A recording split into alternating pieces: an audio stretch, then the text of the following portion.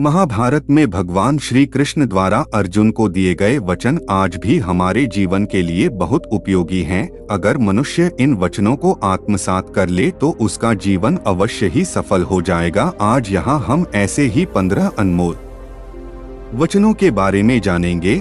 व्यक्ति को उसके कर्म का फल उसी तरह ढूंढ लेता है जैसे कि कोई बछड़ा सैकड़ों गायों के बीच अपनी मां को ढूंढ लेता है। आत्मा ना तो जन्म लेती है और ना ही मरती है, ना ही इसे जलाया जा सकता है, ना ही इसको भिगोया जा सकता है। आत्मा अमर और अविनाशी है। संसार में कुछ भी स्थायी नहीं है। आत्मा शरीर को वैसे ही छोड़ती है जैसे मनुष्य अपने पुराने कपड़ों को उतारकर नए कपड़े धारण कर लेता है।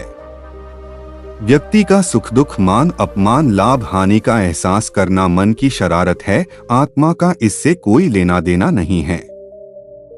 जब यह संसार ही स्थायी नहीं है तब इस संसार की कोई वस्तु कैसे स्थायी हो सकती है।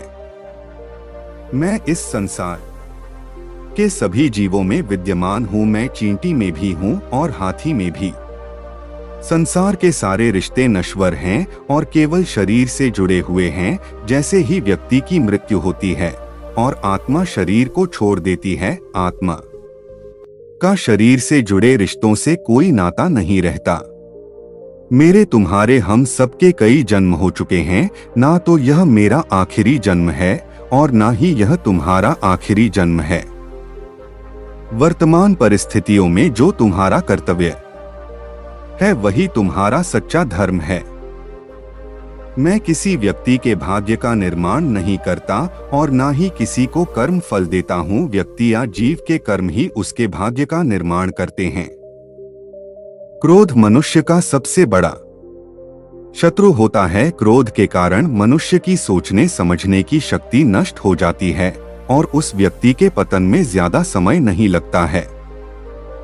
मनुष्य कर्म करने से कभी छुटकारा नहीं पा सकता, इसलिए हमें हमेशा कर्म करते रहना चाहिए, क्योंकि कर्म के बिना हमारे शरीर का निर्वाह नहीं हो सकता है। परिवर्तन होना ही इस संसार में स्थायी है, इसलिए मनुष्य को परिवर्तन से कभी नहीं घबराना चाहिए। मनुष्य का अपने मन को नियंत्रित रखना किसी घोड़े के नवजात शिशु को नियंत्रण में रखना जितना कठिन कार्य होता है।